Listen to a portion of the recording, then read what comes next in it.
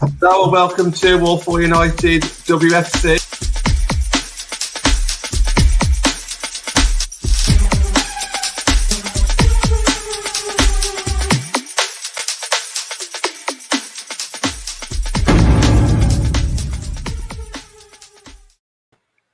Good afternoon and welcome to the weekly wrap-up with me, Gareth Townsend, joined today for the very first time by Mr. Jon Foster, MUFC himself. John, how are you? Thanks for the introduction. I enjoyed that one. Yeah, very well, thank you. It's been a good weekend of football from all different tiers that we've seen. So, yeah, can't wait to get into this one. Yeah, it's been mad. I feel like I need a weekend to recover from my weekend. I think me and Matt must have driven about, between us, because we obviously split the driving, well over 500 miles this weekend. So, yeah, I got home last night and straight to bed. I was exhausted, but it's been a good weekend. So yeah, looking forward to jumping in and chatting about it. So we usually start by looking over the team of the week, and my favourite team of the week is the FA WSL Full Time Magazine's team of the week. Obviously, like I've said to people before, the reason for this is it includes championship players, and I think they can so easily get overlooked that it's nice for them to be included. Obviously, this week there's only a couple of them, but we'll just run through the team. So the goalkeeper, Kirsty Lavelle from Leicester City. Obviously, they lost 2-0 against Spurs, but later on I'll touch on why I think that is absolutely the right call, perhaps over some other sort of more obvious choices. And they've gone with a back three of Neville, George, and Hannah Blundell.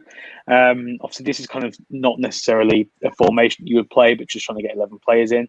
When I think sort of them three all had good games. Fielder, Frank Kirby, Kim Little, Brynjarsdottir from West Ham, and Yui Hasegawa from West Ham as well. And then a front three of Rachel Williams from Spurs, Hughes from Charlton, who had a fantastic game this week, and Kiernan from Liverpool. So, John, is there anything from there that stands out to you? Obviously, Hannah Blundell will stand out, and you'll have seen Kim Little as well this weekend. But is there anything else that stands out for you? I think West Ham players, absolutely, it makes sense to win away from home 2-0. I was actually at the Stourbridge game when that game was being played, and I thought everyone was winding me up when they went 1-0 up and then went 2-0 up. So I think any West Ham player deserves any kind of plaudits there. And of course, Frank Kirby going from strength to strength in her season and following on from a great season last season as well. But yeah, we'll touch on a few of the games. But Blundell for me, that was probably the best game for Man United. So you had to put her in there, keeping a clean sheet, getting 2 assists. She done really well herself. Yeah, no, definitely, I agree, and obviously we'll touch on that sort of briefly. I know you had a show on this last night, so won't go into huge amounts of depth on the United game because go and watch the hour-long conversation from last night. But I'll kind of give some thoughts on that as well. And John, you can kind of summarise what it was that you spoke about last night. But before we get into that, kind of go through the games as they happened. Obviously, 2 big games took place on Saturday, the first of which was Chelsea at home to Brighton and Hove Albion. So Chelsea won this game 3-1. Goals from Guro Reiten after 9 minutes and then Sam Kerr after 38. Brighton got themselves back in the game with another goal from Dan Carter, her second. And this kind of reminded me a little bit of Leicester against United. Chelsea were on top. They were 2-0 up, looking comfortable. The opposition grab a goal and you think, which way is this going to go now? But much like United, Chelsea were able to kill the game, and Beth England got her goal off the bench after 80 minutes, and Chelsea went top temporarily after that. The reason Frank Kirby obviously is included in Team of the Week is she assisted all 3 goals. Chelsea just looked really, really strong. Obviously, John, you saw these last week. The ball over the top for Sam Kerr on Saturday was fantastic, and the header was, a really great finish. And so I think we're seeing the best out of Frank Kirby after a long time of her on the sidelines, which obviously is disappointing from a Lioness's perspective. I know United fans aren't necessarily always the most interested in hearing about the Lionesses, but it's great from that perspective. Bad from United's perspective, good from the Lionesses' perspective. John, what did you make of Chelsea so far this season? They're gradually just getting stronger and stronger now, aren't they? So, the start of the season off quite well with a loss against Arsenal, not great. And I still fancy Arsenal for the title at this point, but you can see Chelsea now getting stronger. And to win Brighton, it wasn't an easy, it wasn't kind of a game that you thought going in, yes, they should definitely win 100%. It's going to be 5 or 6-0 because Brighton are doing well this season as well. I wasn't expecting Brighton to do as well. Like I said, obviously they're gradually slipping down now. I think they're on something like 6 points out of the possible 12. So the start of the season off well, gradually slipping away now. But I think Chelsea are looking very dominant. We know the size of the squad. If they do have injuries, they've got players there. Beth England obviously coming off the bench scoring, that just kind of proves that. Van Kirby, best player in the WSL in my opinion at the moment. They're just ticking all the boxes, aren't they? Obviously Arsenal caught them. Did they catch them off guard or did they deserve to win? Probably a bit of both, if I'm honest. But I think it's kind of like Chelsea and Arsenal's kind of to throw away now regarding the league. Yeah, no, I agree. And I think we talk about that Chelsea-Arsenal game to start the season. And I think, coming into the season, that could really, really be key. Obviously, I think, we've spoken, or I've spoken on this show before about the offside goal that Beth Mead scored, the third goal, I think to make it 3-1 at the time. But that could be a turning point. Obviously, we don't want this. We don't want Arsenal to win it by 1 point and people to go, oh, well, if, that goal against Chelsea wasn't given, then blah, blah, blah. We don't want that to happen. But I think Arsenal in that game won that game on merit. I think Chelsea were a little bit sloppy defensively. I think they were playing a back three in that very, very first game, and it wasn't necessarily clicking for them. I know against us last week, they also played a back three. But that back three then, when they didn't have the ball, just became a back five because the wing backs just dropped so deep. It was almost just like a flat back five, and we were just not able really to break them down at all. So I think Chelsea, like you say, really starting to click into gear. You mentioned Arsenal. Yes, I don't even think Chelsea played brilliantly against us. I think that they did the job. They were professional. They took the chances, but I don't think that there was times where they just completely played us off the pitch. I just think that we obviously made a couple of mistakes. Could argue a couple of referee mistakes, but generally they deserved to win. But they weren't at their best at all, were they? No, I don't think so. I think particularly last week in that game, we gifted them some chances, and they were just clinical. They were ruthless, took their chances. And then all they needed to do really in that second half was just manage the game and, just be professional and get the job done. You mentioned Arsenal then. Obviously, that was the second game of the weekend. Moved to the Saturday evening because Arsenal actually played Barcelona away tonight. So that'll be another really strong test for them. But we might touch on that in a minute. They came away 4-0 winners at Aston Villa. It was 0-0 at half-time, and Villa set out really defensively. They kind of sat back really deep, and I think they had their last players, their most sort of forward players, as maybe playing 10 yards or so outside the box. So they sat back really deep, kind of came and looking to frustrate Arsenal and maybe hope to nick something on the counter. And it worked for the first half.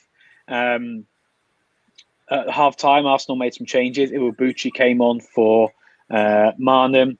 And I think just that little creative spark then that they had in the centre of midfield just meant they were able to find these spaces maybe that they didn't find in the first half. A goal from Kim Little gave them the lead after 51 minutes. And even then, it went on it wasn't until 80 minutes that Arsenal got their second, a fantastic goal from Iwabuchi. I think the third goal from Katie McCabe is going to be the one that gets all the credit and the plaudits. But Iwabuchi's goal for me was, I think, the best goal of the game. I think the ability to kind of take that, the ball came in from Heath, and Iwabuchi just flicked it with the outside of her boot into the far corner of the net. And for me, that I'd much rather see kind of little well-worked team goals like that than 40 yarders with the keeper off the line. I mean, Katie McCabe's goal was great, and I'm really pleased that we were able to kind of be there and see that in the flesh. But for me, Iwabuchi's goal was the best goal of the game. And then Kim Little, after 92 minutes, sealed off the win with her second of the game after a shot took a deflection, and Hannah Hampton didn't really have any chance of saving that. I think for me in this game, Arsenal showing that for me they're title favourites, and I'm not sure. I'm not a massive fan of teams so clearly going out and playing to try and nick something. I don't think Villa ever really looked like getting a goal, and so the moment when Kim Little scores that, it's kind of game over for Villa. I'm not sure Zinsberger actually kind of had a touch of the ball. So no wonder she's not in Team of the Week, because I honestly, I think, I don't think she really had a touch of the ball at all. Just again, solid professional job in defence from Arsenal. That centre-half pairing of Jen Beattie and Lotte Wobben-Moy looked really good. So you can bring Williamson on, which they did. I think the absolutely mental thing for me was kind of in the second half, when I just sort of turned to, I said on Twitter, like, we live in a world where you can take Paris and Miedemar off at the same time, and then your team isn't any worse for it. It's insane. So obviously you were there as well. For our first time seeing Arsenal properly this season, what do you make of them? Oh, definitely look strong. I think going into the game, I think maybe Carla Ward was listening to a few United fans saying, look, just don't get embarrassed, keep it tight to the back, don't do anything stupid, make Arsenal work for it, and then if you can nick a goal, then great. And if you lose 1-0, at least you can go away with your head held high, thinking, okay, well, at least we haven't been embarrassed by the scoreline. And it was looking that way that first half. He summed it up well. Aston Villa were defending deep, but I think that it was still controlled, because Arsenal looked like they was relying a lot on long balls into the box. And yeah, maybe Miedemar might win the odd one, and the centre-backs might win one. But unless it actually fell to Miedemar's feet, like you say, about 10, 12, 18 yards away from the goalkeeper, then still Villa looked quite comfortable. And the plan seemed to be working, but you always knew that there was never going to hang on for 90 minutes playing like that. It only took one chance for a clear opportunity, and then that game plan would have gone out the window. But I can't blame Aston Villa for going at it like that. Like I say, for 45 minutes, it went really well. Substitutions happened, and we knew that Arsenal throughout the game, even without substitutions, would gradually start pressing and getting that more intense. And with Tobin coming on, that obviously changed the game. And I say changed the game, she wasn't the only one. I think Iwabuchi arguably changed the game more than Tobin, but Tobin did play well. And when she's running at you, she runs at you with pace and power. And we've seen it in a United shirt. We know what she can do in the WSL. And yeah, once that first goal went in, yeah, heads did go down. And you'd like to keep it tight as long as we could. I say we, because I was going for Villa on that day. And yeah, it took about 80 or so minutes to get that second goal, and then obviously it was quite deflated. 4-0.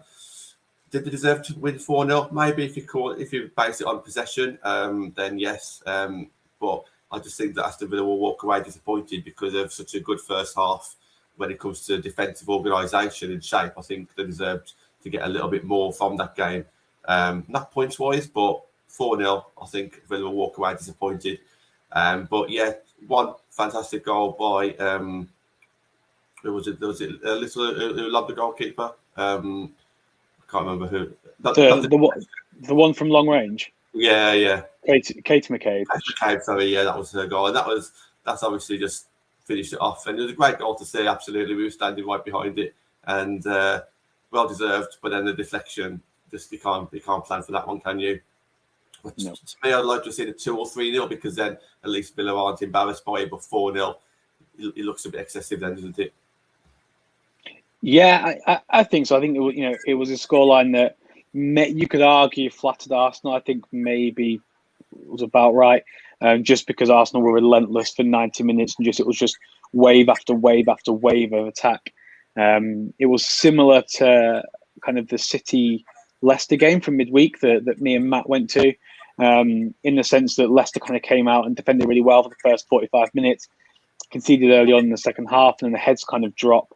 And then it's a battle to get going there, and City became comfortable, Arsenal became comfortable, and then the kind of game just gets away from you, really. So, yeah, I think it's the first time I think that Villa have come up against an opposition where they're so clearly, another level above.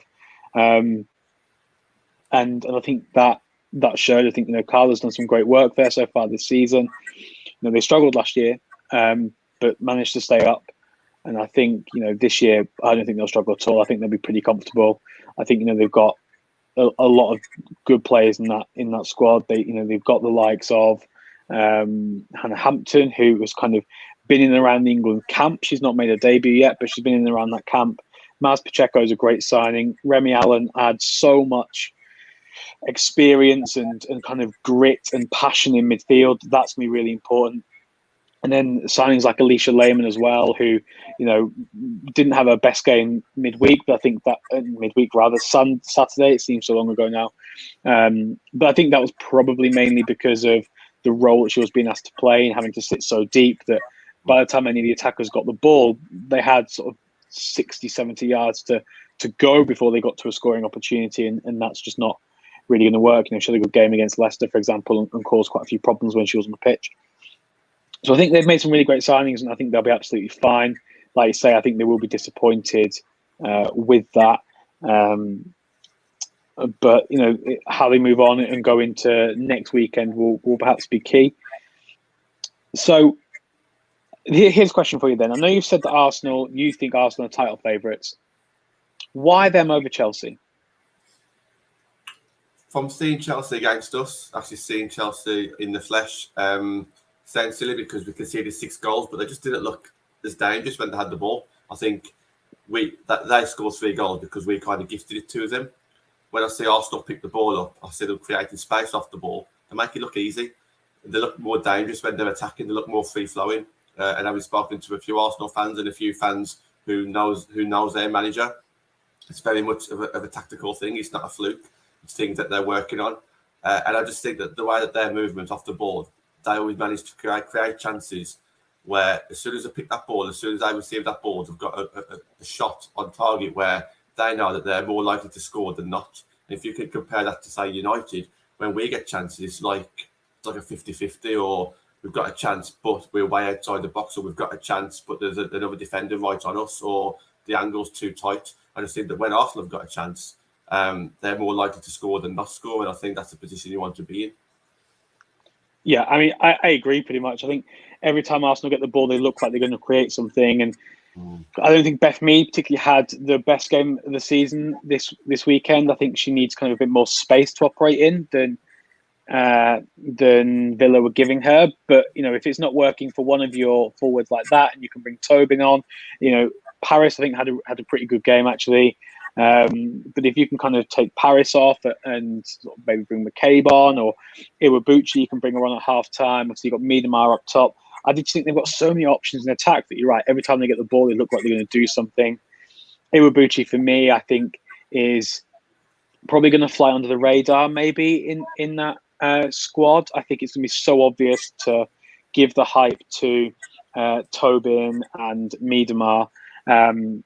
That actually, I think it's Iwabuchi that was kind of pulling the strings in that second half. I think she's so technically gifted that when she kind of got the ball and dribbles with it, it just looked like she was going to cause havoc somewhere. Either she was going to kind of get into a position where she could play somebody in, or she's going to get into a position herself where someone can play her, and that's what happened to her goal. So, yeah, they were really exciting to watch, which is obviously a shame, considering that we kind of thought maybe at the start of the season they would be our closest rivals for that third place spot. Doesn't quite look like that, and we'll get onto that shortly. But, yeah, they were an absolute pleasure to watch, and, I do really hope to go to another one of their games this season and be able to be neutral. Who knows, maybe when they come up and play Everton, that'll be on TV, and I'll be able to just nip down the road to Walton Hall Park and watch them and just be able to just enjoy their football, because they look really strong. And I'm looking forward to this evening when They play Barcelona, and that's live and free on YouTube as well, just after match show. So the timing is perfect. So we will move on then to Sunday. Now, we'll start with the 2 p.m. kickoff. So with 2 p.m. kickoffs, we'll start at the Academy Stadium, where Manchester City fell to a 2-0 defeat to West Ham United. This is now the first time in their history since forming. They've lost 3 WSL games on the bounce. West Ham were able to take the lead after 39 minutes through Brynjar's a great cross to the back post from Yui Hasegawa, and she was just there to just head it in, really, and nothing. No, I think keeping position maybe a little bit wrong, but was just given a free header at the back post to take her time, steady herself, get it on target, and they're 1-0 up. City had their chances to come back into it. I think they might feel aggrieved not to have been given a penalty or so. One of them, Lauren Hemp, appealed for a big handball decision, and the foul was given against her. So, it's one of them things that maybe it's given the other way, City grow into this game. But it wasn't. And like, I've said before, City had their chances. They did against Spurs. They did yesterday against West Ham. Had the chances, had the opportunity to get level, had the opportunity to go and score a couple of goals. Just didn't take it. And then goalkeeper was off her line, and after 94 minutes, Yuri Hasegawa added to her assist with kind of a long-range lob of the keeper to round out the 2-0 win. And what is going on at Man City, John? It reminds me very much of us at the end of last season. They've got injuries and they've got decisions going against them. It's obviously playing with them mentally as well. And the longer this goes on, the more it's going to start damaging them mentally, because that's what happens. You go on that downhill spiral. I don't know if Gareth Taylor needs time on the training ground with them or to take them completely away from the training ground. We've got a massive game next week that obviously as United fans we're looking forward to. And if there's any time to play City and look for getting our first league win against them, it's going to be this weekend. Obviously, we can talk about that near the weekend. But what's going on with them? Look, I think any time that you play like a centre midfielder, a centre back, it's going to be a little bit risky. But I'm not surprised, because even though City won Leicester midweek last week, Leicester's not on the best of form either. So I think that could be a bit of a red herring, thinking City was on the way back, because obviously they're not on the way back. You have to feel sorry, but you have to just remember that they have got injuries, and that's what's got them in this mess. I'm sure no one was feeling sorry for us last season when we was getting our injuries. So this is part of the game. But City, 6 points behind United, 6 points behind top 3. They've got a couple of tough games to come. They've still got to play Arsenal. We're going to LSV next week thinking that we've got a good chance. And Gareth Taylor's up against it now. Yeah, no, I agree. And I know that there's questions over whether he should stay, whether he should go. And I think obviously as a United fan, we want this period of unrest to go on for as long as possible. But just trying to kind of take the emotion out of it, I think it'd be really, really harsh to sack him. I think if you look at the players they've got injured, Ellie Roebuck's injured, she starts. Karen Bardsley's injured, she starts on the bench. Bronze is out, she starts. Esme Morgan's out. If Bronze isn't playing, then she is.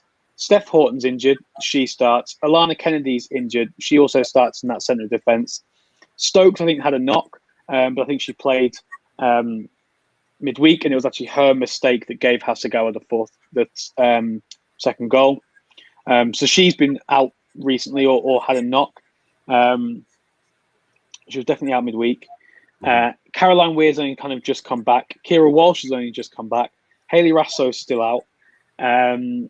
And there's probably maybe some others as well that I'm missing. So that's 10 players sort of over the course of the season so far that have either become injured or have just come back from injury. And if you look at a lot of them, 7, 8 of those usually probably going to be straight on the team sheet. So I think when you have an injury problem that's that bad, And in midweek they played a back four of Janine Becky at right back is a striker, Jill Scott at centre back is a central midfielder, Greenwood at centre back is a left back, and then Stanway at left back, and she's a right attacking midfielder. You just look at that and you think, your third choice keeper is in goal as well, probably. You look at it and think, can you really judge somebody too harshly for those results? I don't know. I still think. Go on. Sorry to butt in. I thoroughly agree with you. I think fans will realise this. I think even though over the summer fans were still like umming and ahhing whether or not it was the right man for the job, and I do get that, but it's kind of saved him a little bit, these injuries, because even though the results are poor, that you can blame those results. Whereas if they're lost with a full strength squad, then the fingers will be pointing. I think this will buy them a bit of time, but I think maybe at the end of the season, if they do slip out of that top three, which they could do, all of a sudden all these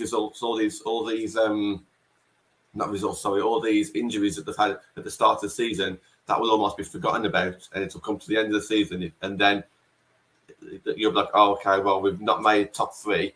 They'll forget what happened 6 months ago with all the injuries. At the end of the day, you've not made top three, and that's when potentially something could happen. But I thoroughly agree that as enjoyable as it is to watch City suffer at the moment, and we wanted to carry on for our own benefit as well, to try and get into the top three, you can't really blame the manager in this sense, unless if you could turn around and say, well, if you bought more defenders over the summer, potentially you wouldn't be in this position. That there is that. But like you said, there's 10 players there that's out. You can't plan for that. Yeah, no, I agree. And I still expect them to be kind of thereabouts. Maybe not for the title anymore. I think that's probably gone. I think to be 9 points behind your title rivals this early in a 22-game season is maybe a bit too much to overturn. But they should be up there, really. Hopefully in fourth, but I imagine they'll give us a good run for our money for that Champions League spot, but probably won't come clear to really challenging for the title. I think, I know it's early. I know there's a long way to go, but I think that's probably done. But it makes Saturday a massive game, and one obviously that we'll do quite a bit of build up to on this channel. So let's move on. Before we do that, I do just want to say that I think Mackenzie Arnold had an astonishingly good game in goal for West Ham. Absolutely. I don't know who was player of the match. I think it may have been Hasegawa. I'm not sure. But if it Mackenzie Arnold, I think the team owe a drink after that, because the amount of saves that she made to deny City was fantastic. Okay, we'll move on to the King Power then. Leicester City 0, Tottenham Hotspur 2. Obviously, me and Matt were there, and this is disappointing, obviously, to see. You look at Leicester and you think that squad on paper is a good squad, but something's just not clicking. I think they changed back to a back four this weekend, which, I think they looked brighter. I think this is the best I've probably seen them so far. They looked better than they did against United. Definitely looked better than they did against City midweek, and they had opportunities. The tough thing, obviously, is when there's a couple of things. When it's not clicking, it's not clicking, and I think that's how it looks for Leicester at the moment. There was gaps in the midfield which Spurs were able to exploit, and it's just one of them where if you get a golden chance and you don't take it, it's probably gonna come back to bite you. And at 1-1, there was a delivery from Gemma Purfield, a wide free kick on the side, and there was on the left hand side, whipped across, and Ashley Plumpton was there at the back post, and we thought it was in, and obviously it was just wide. But if that goes in, then the game is entirely different. It's 1-1. Leicester were playing better; they were on top, and it goes from there. But instead, they that period of dominance they had didn't quite pay off, and Spurs were able to then kind of get their feet back under the table towards the end of the game and kill it off after 88 minutes. So it's a shame. Obviously, Leicester go to Chelsea away next week, so that's going to be difficult. And then after that, we've got the international break as well. So, I think I don't know. We'll see what happens kind of after the international break. But their run of games is looking difficult. They have City straight back again after the international break. But we'll see. Although I did say to Matt actually yesterday that if you look at the games they've played at the start of the season, playing against Villa, you think we can grab something here. Playing against United, the last time they played us, they've knocked us out of the FA Cup. So you think, well, maybe, we've done it before, we can do it again. Playing away to West Ham, you think we can grab something here. And you think the same for Spurs at home. And obviously, all of those games ended in defeat. Chelsea away, no one's expecting anything. Nobody's expecting Leicester to come away from that with anything. So maybe, actually, that pressure being off could cause a massive upset. I think it's probably unlikely, but we'll see how they play with no pressure. But yeah, obviously disappointing for me, disappointing for Matt, disappointing for the Leicester fans and their players. But I'm sure it'll click. I think there are worse sides, and we're going to touch on them too very shortly. But yeah, so speaking of worse sides, Reading currently sit bottom of the league after they were beaten 3-0 by Everton. All the goals coming in the first half. Ambergard after 2 minutes, Emsley after 38, and then Dan Turner scoring a free kick after 54 minutes, but actually it was 9 minutes added on at the end of the first half. Don't know where that came from. But yeah, so Reading fell to a 3-0 defeat. Everton finding their stride, got the win against Birmingham, got a win this week against Reading after kind of some tough losses against Chelsea and Man City. Everton, I don't know how much you've seen of them this season, if anything at all. What do you make? Where do you place Everton in this scale from 1 to 12? They're getting there now. It looks like they're finding their feet a little bit. I think the Swedish players who have come across, kind of working their way back in. I know Benison scored a great goal last week. Yeah. I thoroughly get why Everton should be challenging. I wouldn't say challenging for top three. I don't think they're there, but I think that they should be challenging for like fourth and fifth. That's the kind of level they should be challenging for. There are better teams at the moment than them, based on form and looking at the league table. And I do think Everton will gradually creep up. I still think that they'll be competing more along the lines of trying to finish above like the likes of Aston Villa and Tottenham, as opposed to challenging United. That's the kind of level that I think that they're at. Losing the first two games 4-0, 4-0 isn't great for someone who had those top three ambitions. But realistically, was they ever going to get top three? Probably not. It's still early in the season, I get that, but I still don't think that they're favourites to get that top three spot. They need to start winning games, which they have done now. I think next week will be interesting to see if they can get the 3 wins on the bounce. If they do, then all of a sudden maybe people start looking at them again. But I just don't think that they're quite at the level that the fans want and the owners want, or maybe the manager is expecting as well. It's always good to listen to Willie Kirk, and he's got to be ambitious. He wants to say what the fans want to hear. But I think maybe he's setting the benchmark maybe a little bit too high, because they'll all be seen as a bit of a fail if they don't get top three or top four. But that you can be ambitious, but sometimes you just need to maybe keep your cards close to your chest a little bit if that's the plan. Definitely recruited well. We know that. We also know that it takes a while for players to click and coming into a different country. It was always going to be hard the first 2 games, so you can't judge too much. But they are picking up a few wins now, and it's going to be interesting to see if them and Tottenham and United keep that pressure on the top 3 now.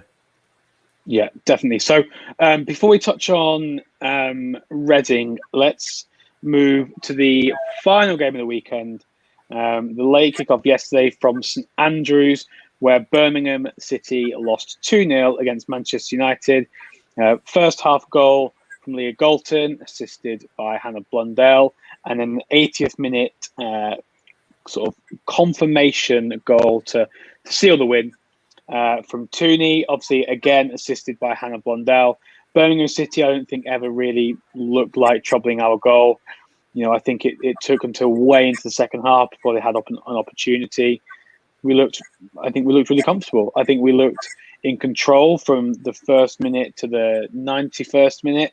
And we did exactly what we needed to do to win the game. So we all thought Jackie was going to score, but not quite. Tooney hit the post. So, it could easily have been a game. It ended 2-0, but it could easily have been 4-5-0. Do you just want to summarise? You don't need to go into huge amount of detail because people can just go and watch last night's show. What did you make of that game? It was one of those games where it was 1-0 for a very long time, and it could have been one of those games where Birmingham got a fluke goal, and then all of a sudden we would have been like, oh, no, we've drew against Birmingham. Or you could look at it as though it was a professional performance, as Skinner said. It stayed 1-0. As you said, Gareth, we never looked like we were going to concede at all. And it was only a matter of time before we get the second. Points are always important. We want to obviously score more goals, and we touched on Arsenal at the start of the show. We're not at that level yet. We're still trying to find our feet in the way that we're playing and executing that kind of playing style. We look at Arsenal, we look at Chelsea scoring a numerous amount of times, and this is a level that we want to get to. And potentially, this is a game where we should have got to that level. But for me, if you win every game that's outside of the three teams above us, then we're going to look very good at challenging for that Champions League spot, and we're doing that at the moment. 2-0. It's not like the most flattering of score lines, but it is a 2-0 win away from home, which is important. If I had to summarise it, I would say obviously won the midfield battle. It was great to see Hannah Blundell get further forward than even Honor this match. Her two assists were fantastic. Skinner said he wants to look at putting balls into space late to kind of invade the space. He said that's the best way to attack. And we saw Katie Zeller's pass to Hannah Blundell did that, who ended up putting the crossing for Tooney, who scored. I saw that game plan. I just think that we kind of make it a little bit harder for ourselves than the Arsenal and Chelsea this season. That's why we're only scoring 1s and 2s, and they're scoring like 5s and 6s. But like I said, we're not at that level. We're not title contenders, but we should be going for top 3. And based on that performance, I think we will be there or thereabouts. Yeah, no, I agree. I think if I was going to sum up in a word, it would be professional. We went there. We knew that Birmingham were going to be difficult to break down. We know that Quinn was going to kind of just throw herself about and sort of be an absolute unit at the back, and she was. And we went there and we found the breakthrough, and we got the goals, and we came away with the 3 points. And I think that's all really that we can ask for in these situations. You're right. We go away, and if we go to the other 8 sides in the league, and if we come away with 3 points, then we're going to be there or thereabouts come the business end of the season. Arsenal and Chelsea are another level away from us. I think it's going to be a while before we get there. We don't have a Miedemar. We don't have an Iwabuchi or a Little in midfield. We haven't got a Frank Kirby. But we've got a really young squad, and we've got players to come in. I think, we don't have a Frank Kirby. We don't have a Vivian Miedemar, but I don't see any reason why Alessia Russo can't become that for us. When she's had time to kind of settle in, develop a game, and become the sort of clinical, strong striker that we know that she can become. So yeah, I think this season, this weekend's massive. Clearly, we go to City come to us, we beat them, we're 9 points clear, and then we can afford a slip here and there when we're kind of looking to them compared to that. So yeah, next weekend's huge, and obviously if you want to hear the thoughts of Emma, Nat, and Matt, go and watch last night's show. So that's the WSL. Let's run through the league table for you now before we finish. Arsenal are top of the league, 4 games, 4 wins, only 2 goals conceded, and a plus 14 goal difference. Spurs are second, again, 4 wins. They've only conceded 1, but they've only scored 6, so they kind of sit there on goal difference. Chelsea 3 points back, level with United, but have a much superior goal difference, a plus 10 rather than a plus 1. Then it's close. West Ham and Aston Villa sit 5th and 6th on 7. And then Brighton and Everton 7th and 8th on 6 points. Manchester City then 9th on 3. Haven't won since the opening game of the season. And then we have our three bottom sides: Leicester City in 10th, Birmingham City in 11th, and Reading in 12th and the relegation zone. Equal on goal difference with Birmingham, but are yet to score this season, so that's why they're bottom. It's one more game to go until the international break again. So things could all move around again next weekend. So obviously tune in next week to see how that goes. But we're going to move on to the Championship now. I'm not going to spend too long on this because I really want to kind of give the National League some time this week. Saturday, Watford at Vicarage Road, which is great to see. Although losing 4-0 against Charlton Athletic, probably not what they wanted. Hughes with a hat-trick to see out that win. I think a few people have been sleeping on Charlton. I think for me, I include myself in that. Craney said to me at the start of the season, no, Charlton will be thereabouts. And I was like, I don't know, You look at some of the signings that people like Coventry have made, bringing in Wilkinson and Molly Green and Olivia Ferguson. You think, oh, well, that surely is a stronger squad. But things are clicking for Charlton now, and they look good. Blackburn, moving on to Sunday, lost 2-1 against London City. Also, obviously, fully professional side, London City. They got a 90th minute winner. So that's great for them. Durham, obviously, sit top at the moment. Got a 2-0 win against Lewis. Job done in the first half there.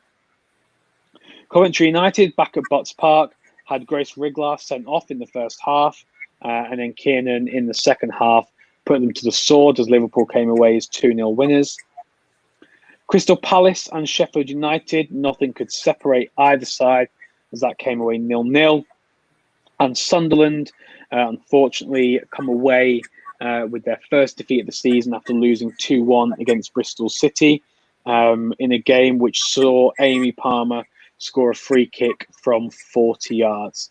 So if you've not seen that goal, I do recommend going and checking it out. Some discussion around the wind catching it, but I'm not sure about that.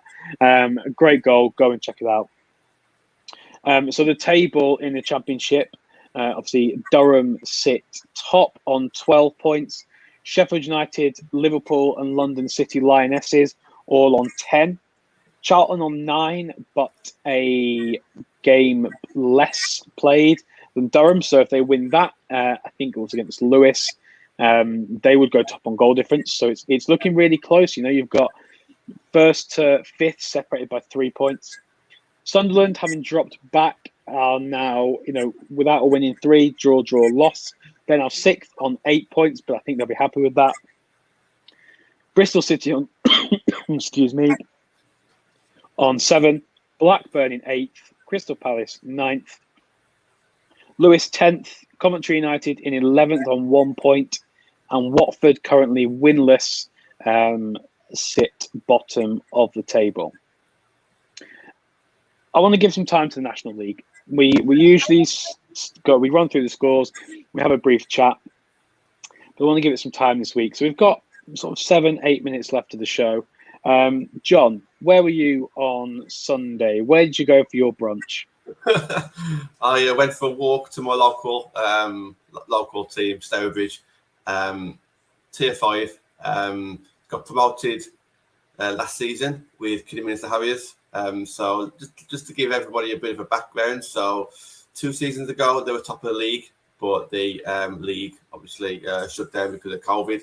Season before that, so it's the season after that, there was top of the league again after like 3 or 4 games. Basically, they've been at the top for a couple of seasons, but they haven't been able to get promoted. Last season, because of the ruling, they got promoted. They're now top of the Tier 5, scoring for fun, 9-1s, 9-0s, 10-1s, and they're doing really well. This is a cup game, second round qualifier of the Vitality Cup, and against Kidderminster Harriers, who are also in the same league as them. I think Kiddy are on 3 points at the moment with Stourbridge on 9, so a bit of a difference in them, but it's a team that we can't take lightly. Kidderminster went into the game with a well-known YouTuber, Sophie Richards, on the bench. She's had a bit of a cold, so she wasn't at full strength. But if anyone knows who Sophie is, she's a fantastic centre midfielder who would have changed the score of the game if she had played from the start, potentially. And they also had their goalkeeper out and maybe even a second-choice goalkeeper out. So they played with their third-choice goalkeeper. Stourbridge, on the other hand, went in at full strength. One of my favourite players, G. Thacker, returned after a bad injury a couple of weeks ago where we had to call an ambulance mainly for precautionary measures, but it was still a bit of a shock at the time. So Stourbridge was pretty much at full strength and they showed. Won the midfield battle after the first 10-15 minutes. It was fairly tight, but Stourbridge had most of their success on the wings. So unlike 2 weeks ago when I watched them against Lye, where they won 10-1, where a lot of the movement came down the right hand side, this game it came down the left hand side. Fantastic goals and fantastic assists, but for me, star of the show was Carly. Now Carly was brilliant on that left hand side. Plays number 9, but he's made like a left winger kind of position. Who actually saw that before the game, as you alluded to, we all went for brunch. Me and Natalie went there early. We got there early, it's 10:30, and made ourselves at home in the stadium. Recognised a few players from Twitter, and I think they probably recognised me as well. A couple of them did come over and thank me for their support. Little did I know how good she was actually going to be, because the game before, for me, it was all about G. Thacker, who did play, but she wasn't as good, for example, this time round. The weather was actually bucketing it down. It really was. It could have been called off. I think that the referee got questioned 2 or 3 times. The linesmen, the managers were saying, "Look, how long can we keep this on for?" Thankfully, the sun came out. There was a nice rainbow.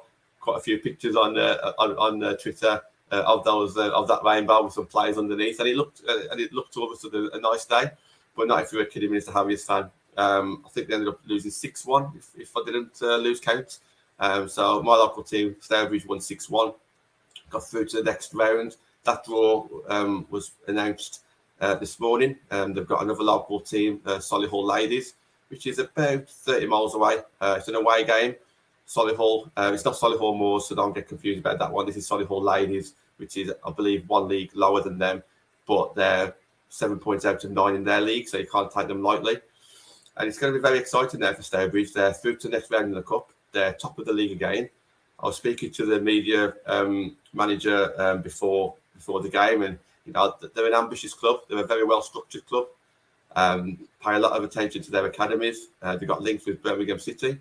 We've got a player, I say we as a Stourbridge fan, we've got links to Birmingham City, and we've actually got a player who's on a dual contract from Birmingham, actually playing at Stourbridge at the moment. And things are looking very good for a small town that many people probably haven't even heard of. Yeah, great. I was going to ask actually if you'd seen the draw. So obviously go into that optimistic and hopefully can get a good result and get one step closer to. I think does the third qualifying round go straight into the first round proper?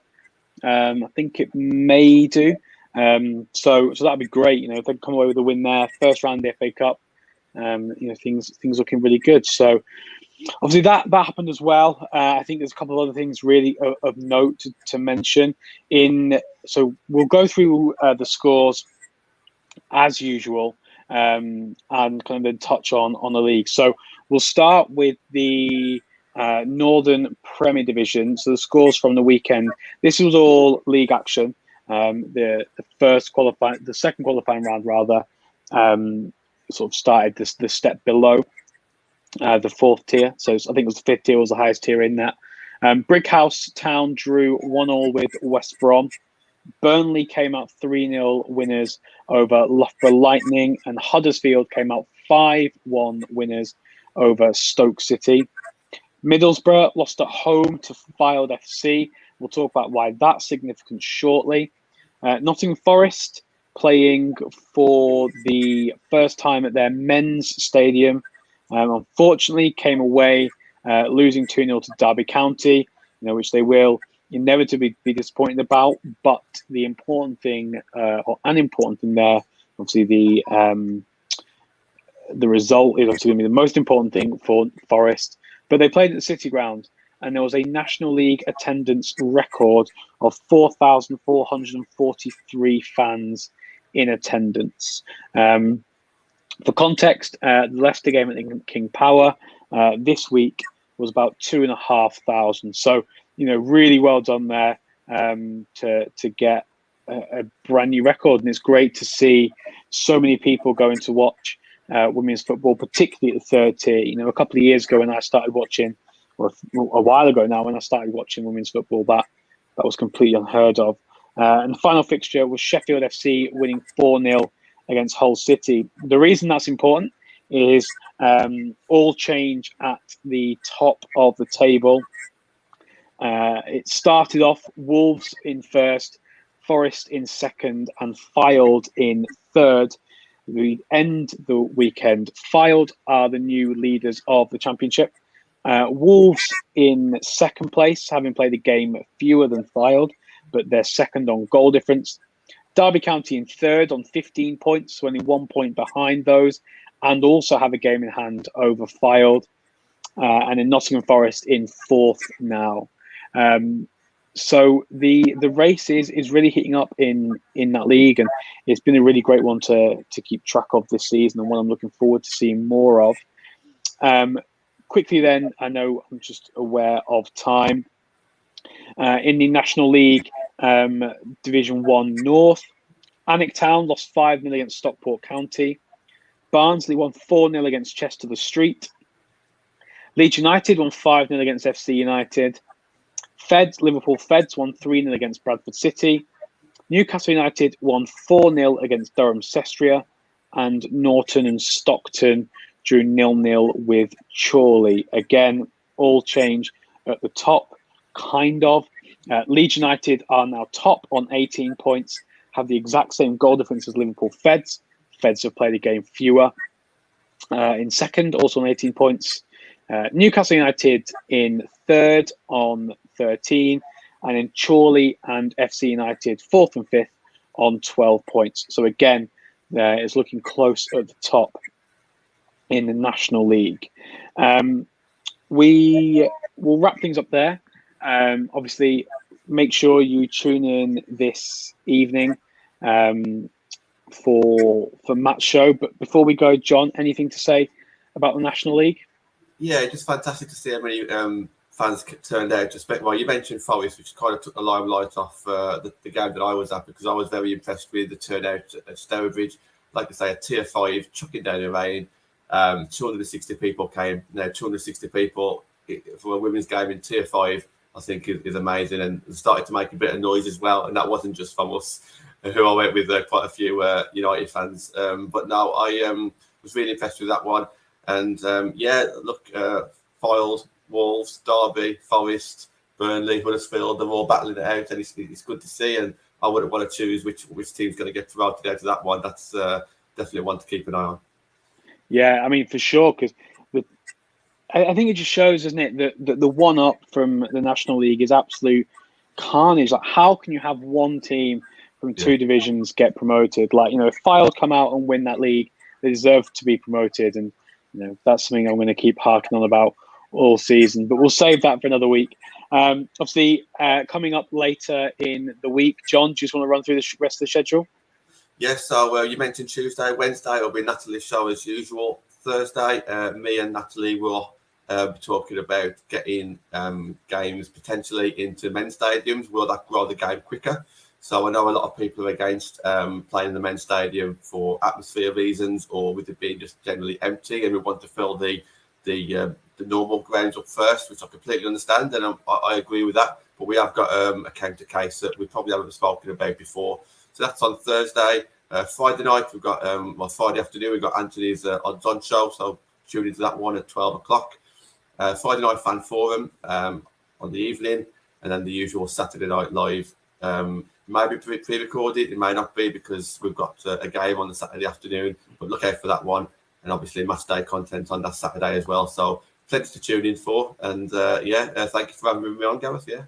No, it's been great.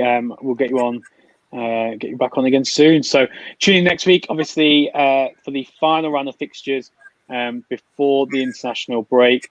And then I've got an idea for a show during the international break. So keep your eyes peeled for if I manage to get anything sorted for that. But John, thank you very much. And I'll see you all next